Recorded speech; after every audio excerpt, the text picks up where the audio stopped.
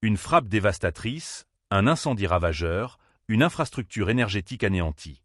La station de mesure de gaz de Soudja n'est plus. Selon le ministère de la Défense, le régime de Kiev a frappé ce site stratégique avec des roquettes HIMARS, réduisant pratiquement l'installation en cendres. Une attaque qui s'inscrit dans une série d'opérations visant les infrastructures énergétiques russes. Abonnez-vous et partagez ce reportage pour ne rien manquer des développements.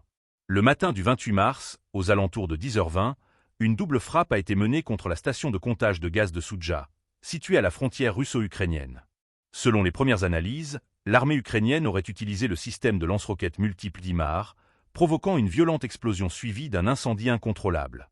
Résultat, l'installation énergétique a été presque entièrement détruite. Ce n'est pas un incident isolé. Depuis plusieurs jours, les forces ukrainiennes ont intensifié leurs frappes sur les infrastructures énergétiques de la Russie. Drones de combat, missiles de précision, attaques coordonnées. Les moyens déployés sont divers et sophistiqués. Dans la région de Saratov, les forces de défense aérienne russes ont dû intercepter et détruire pas moins de 19 drones de type avion, destinés à frapper une raffinerie de pétrole. Une opération de grande ampleur qui illustre l'évolution stratégique du conflit.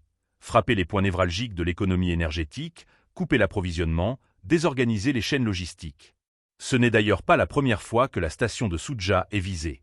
Dans la nuit du 21 mars, des unités ukrainiennes avaient déjà mené une attaque, faisant exploser une partie de l'installation avant de se retirer de la région de Koursk, qu'elles occupaient depuis plusieurs mois.